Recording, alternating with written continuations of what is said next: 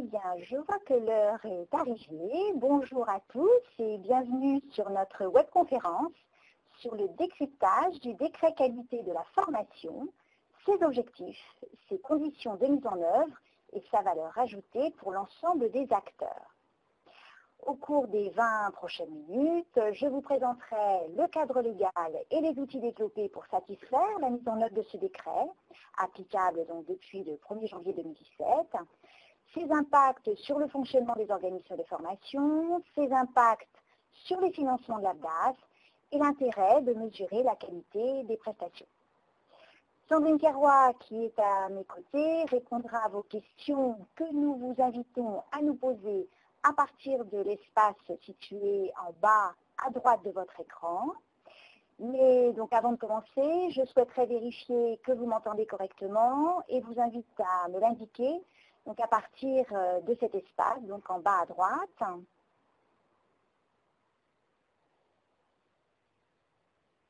Sandrine me confirme que tout va bien, donc nous pouvons commencer. Alors, je vous propose de commencer par le cadre légal du décret sur la qualité de la formation. Donc, la réforme de la formation professionnelle continue du 5 mars 2014 a confié une nouvelle mission financière institutionnelle qui est celle du contrôle de la qualité de la formation. Donc, sur la base des critères définis par décret en Conseil d'État, les OPCA, les OPACIF, l'État, les régions et les pôles emploi doivent désormais s'assurer de la capacité du prestataire à dispenser une formation de qualité. Donc, les actions de formation concernées sont celles définies par l'article L6313-1 du Code du travail. Donc, elles doivent donc viser des objectifs et suivre un programme prédéfini. Elle précise le niveau des connaissances préalables requis, les moyens pédagogiques, techniques et d'encadrement mis en œuvre, ainsi que les moyens permettant de suivre son exécution et d'en apprécier les résultats. Donc, depuis le 1er janvier 2017, le décret s'applique à l'ensemble des actions de formation financées par l'ABDAS, quel que soit le dispositif et la ligne budgétaire mobilisée. Alors, néanmoins, au cours des 6 premiers mois de l'exercice 2017, les financeurs feront preuve de souplesse pour permettre aux organismes de mettre en place les adaptations nécessaires au sein de leur organisation et donc l'ABDAS financera tous vos projets de formation jusqu'au 30 juin. Alors, les organismes reçoivent des services de l'ABDAS une lettre d'engagement à nous retourner et par laquelle ils s'engagent à s'inscrire sur le Datadoc d'ici le 30 juin prochain. Alors, Datadoc, un outil dont je vais vous parler plus longuement, évidemment, dans mes prochaines diapositives. À partir du 1er juillet, les organismes de formation financés par l'ABDAS devront être inscrits sur le Datadoc, remplir les conditions du décret et être référencés sur notre catalogue qui sera consultable en ligne sur notre site après sa validation par notre conseil d'administration. Il y a peut-être parmi vous des entreprises qui proposent des formations internes à leurs salariés. Sachez que vous échappez à la nouvelle réglementation dès lors que vous ne formez pas d'autres salariés que les vôtres. Si vous formez aussi les collaborateurs d'une filiale, par exemple, ou bien d'un client, donc vous devez avoir un numéro de déclaration d'activité en tant qu'organisme de formation et respecter, par conséquent, les critères du décret qualité pour être financé par un OPCA. Donc, les actions de développement de compétences qui sont actuellement imputées sur les versements volontaires de certaines entreprises, et donc qui ne sont pas des actions de formation en tant que telles, sortent également du cadre d'application du décret.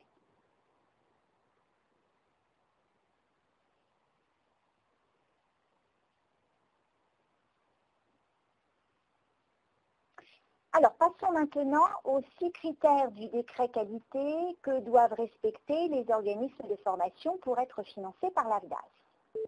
Donc, comme vous allez l'observer, les 6 critères que les financeurs sont tenus de vérifier reprennent notamment des éléments dont je vous ai parlé dans la diapo précédente concernant la définition d'une action de formation par le Code du travail. Alors ainsi, le premier critère concerne les objectifs et l'adaptation de la formation au public visé. Le second, les dispositifs d'accueil, de suivi pédagogique et d'évaluation. Le troisième, les moyens pédagogiques, techniques et d'encadrement. Le quatrième critère concerne la qualification professionnelle et la formation du personnel chargé des formations. Le cinquième, les conditions d'information du public visées par l'offre de formation et les délais d'accès et les résultats obtenus. Et enfin, le sixième critère nous amène à vérifier que les appréciations des stagiaires sont effectivement prises en compte par l'organisme et suivies des faits concrets.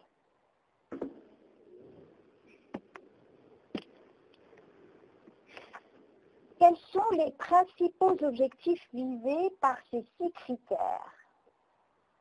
Le premier, améliorer la lisibilité de l'offre de formation.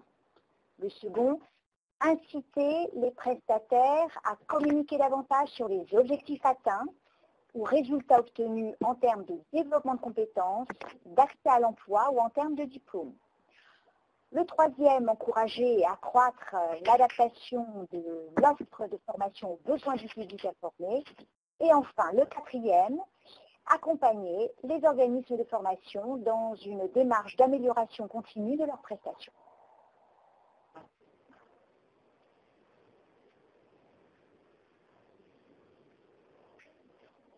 Pour orchestrer la mise en œuvre du décret dans les meilleures conditions, les organismes collecteurs des fonds de la formation professionnelle se sont regroupés dans le cadre d'un GIE et partagent depuis le 1er janvier un outil simplificateur de la démarche qui s'appelle Datadoc.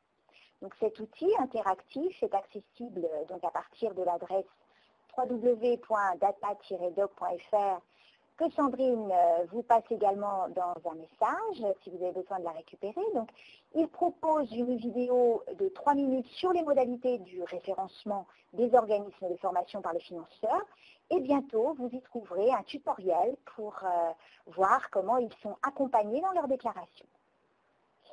Les organismes de formation peuvent s'y inscrire depuis le 1er janvier, depuis le début janvier, et ont jusqu'au 30 juin pour répondre aux 6 critères du décret.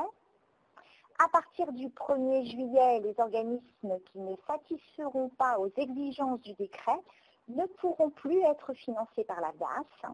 Donc l'AFDAS communique vers les organismes et le fera aussi souvent que nécessaire au travers de ses newsletters et de son site. Des réunions d'information leur ont été proposées donc, sur Paris et en région donc à partir de novembre, ainsi qu'une webconférence qui a eu lieu en janvier. Donc je reviendrai un peu plus loin sur cet accompagnement spécifique que nous avons déployé pour eux.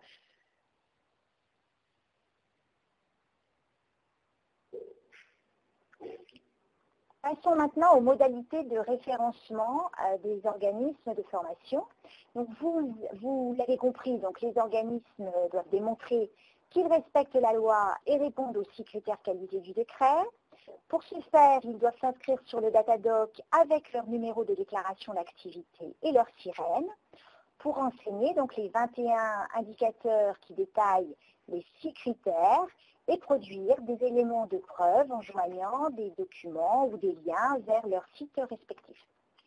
Donc la procédure est allégée pour les organismes qui détiennent l'un des 27 labels et certifications qualité du CNEFOP. Il faut savoir que sur les 8500 organismes de formation financés par l'AFDAS donc chaque année, ils sont environ 2500 à en détenir un. Le label ou la certification ne sont pas obligatoires, donc ils présument simplement que le certificateur qui les a délivrés a déjà réalisé les vérifications, ce qui permet aux organismes de ne pas produire les éléments de preuve dès leur inscription. En revanche, donc, lors des contrôles qui seront opérés par les financeurs, les organismes devront évidemment produire ces éléments de preuve. Ensuite, les inscriptions faites sur le Datadoc sont contrôlées et validées par les financeurs. Les financeurs inscrivent sur leur propre catalogue de référence les organismes avec lesquels ils travaillent. Donc, contrairement au Datadoc qui n'est accessible qu'aux organismes de formation et aux financeurs, le catalogue de référence du financeur est ouvert aux entreprises et aux particuliers. Alors, cette inscription sur le catalogue de référence donnera lieu à des contrôles de conformité qui pourront conduire éventuellement au retrait du référencement de l'organisme si son organisation n'est pas conforme aux informations déclarées sur le Datadoc, évidemment.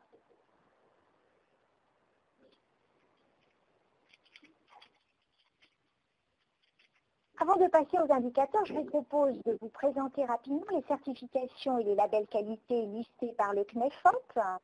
Comme je vous le disais lors de ma précédente conférence sur le sujet en décembre, la liste est évolutive et compte aujourd'hui donc 27 certifications et labels.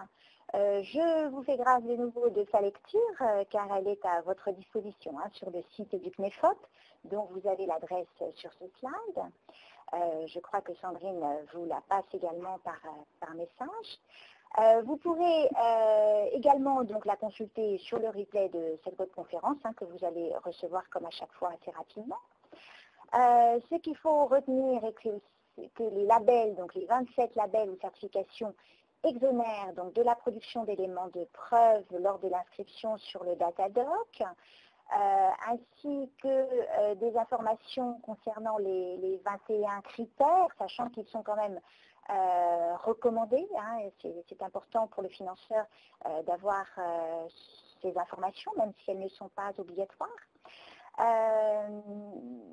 Ils sont 17 généralistes tels que l'ISO 9001 ou la norme NF 214 et 10 spécialistes sur des métiers tels que Certibat ou encore donc, sur des secteurs d'activité comme le CIDC qualité totale.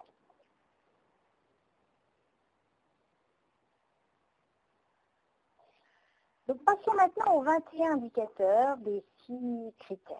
Donc, les informations apportées pour chaque indicateur sont renseignées librement par les organismes de formation sur le Datadoc. Donc, 4 indicateurs permettent de valider le premier critère. Il concerne notamment le programme de formation, la prise en compte des prérequis, la personnalisation des parcours, le positionnement et l'adaptation des modalités pédagogiques.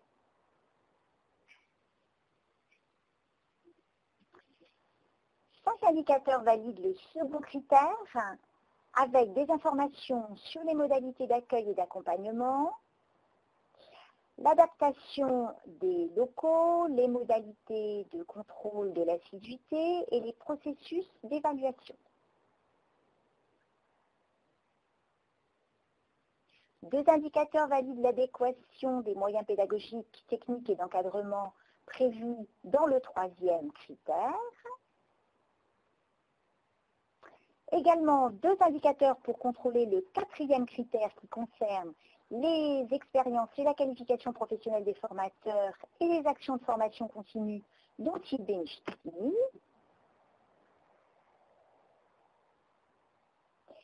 4 indicateurs ont été retenus pour enseigner le critère numéro 5 qui concerne l'information du public sur l'offre et le marché auquel s'adresse l'organisme, la production d'indicateurs de performance et les projets financés. Et enfin, 3 indicateurs permettent d'évaluer la prise en compte effective des appréciations rendues par les stagiaires avec la production d'évaluations systématiques et formalisées, la mise en place de moyens permettant de recueillir des informations sur les bénéfices consécutifs aux formations, et enfin, le partage des résultats des évaluations avec toutes les parties prenantes dans l'objectif de toujours améliorer la qualité des prestations. Alors, le décret qualité rend désormais obligatoire le contrôle des attendus de critères sans lesquels un niveau de qualité minimum ne serait pas garanti. Les spécificités de chaque organisme de formation sont prises en compte car les renseignements apportés pour chaque indicateur sont saisis sur des espaces libres dans lesquels les organismes sont invités à apporter les éclairages nécessaires.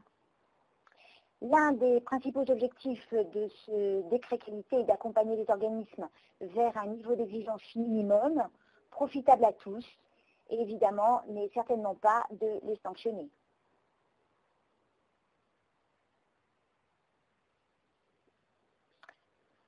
Ainsi, les étapes du référencement qualité conduisent les organismes de formation à se déclarer sur le Datadoc en répondant aux 21 indicateurs et en produisant des éléments de preuve s'ils ne détiennent pas donc l'un des 27 labels ou certifications qualité du CNEFOP. La déclaration est ensuite examinée par l'un des financeurs. Dès lors que l'organisme de formation a fait la démonstration au travers des renseignements apportés qu'il remplit les critères, eh bien son inscription est validée et il devient référençable pour l'ensemble des financeurs. Ce qui signifie que le travail de contrôle d'un financeur sera valable pour tous les autres. Donc je vous rappelle que je parle là du GIE des OPCA et OPACIF qui se sont associés. Donc le financeur tient son propre catalogue de référence en ligne sur lequel il inscrit l'organisme et l'avertit de son inscription. Le projet pour lequel le financeur a été sollicité par cet organisme, par un de ses adhérents, eh bien, est alors finançable, ainsi que tous les suivants évidemment, sachant que le financeur veillera à réaliser des contrôles de conformité entre les informations déclarées dans le Datadoc et les faits donc observés sur le terrain par nos contrôles respectifs.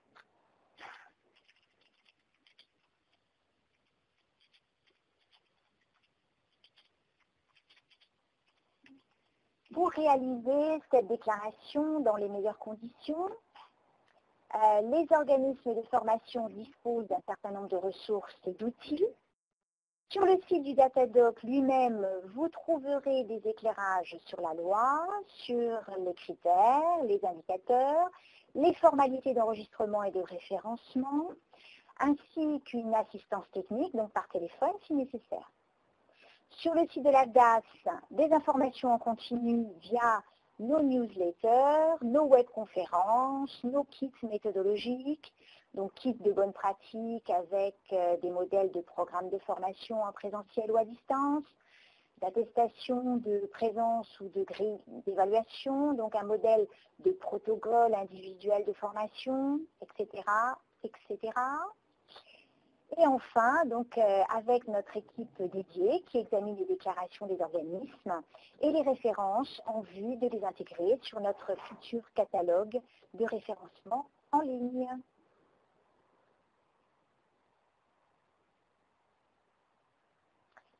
Quelle est la valeur ajoutée de la démarche qualité dont je viens de vous présenter les objectifs et la mise en œuvre? Eh bien, cette démarche permet aux financeurs, conformément à la loi de mars 2014, de veiller sur l'adéquation entre les besoins de formation et les prestations achetées, sur l'ingénierie pédagogique déployée par le prestataire, sur l'innovation des moyens mobilisés et sur les tarifs pratiqués au regard de conditions d'exploitation comparables. Donc cette démarche permet aussi à l'AFDAS le contrôle du service fait, puisque nous devons nous assurer de la réalité de l'action financée et de sa conformité aux dispositions légales, réglementaires et conventionnelles. Et donc en résumé, nous pouvons dire que cette démarche qualité apporte à l'ensemble des entreprises et des individus dont nous finançons les formations, donc l'assurance que l'offre de formation présente sur notre catalogue de référence propose un niveau de qualité sous contrôle, à des conditions financières cohérentes au regard du marché de la formation professionnelle continue.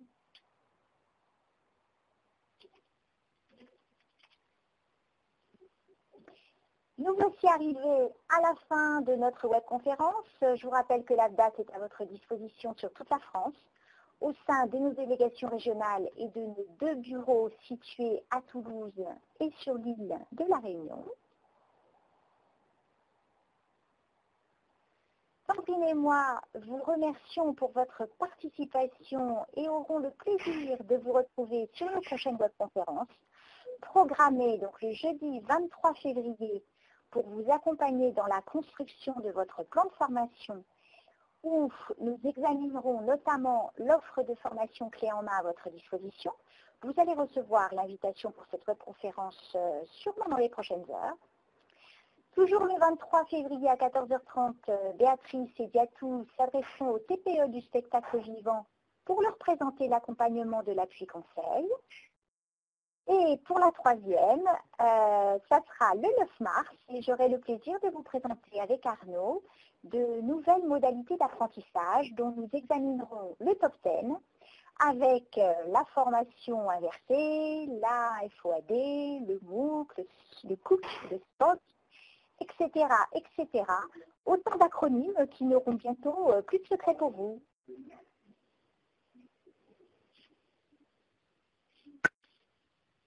Nous espérons vous y retrouver donc toujours plus nombreux et vous proposons de nous accorder encore 2 petits clics en répondant à notre questionnaire de satisfaction que voici.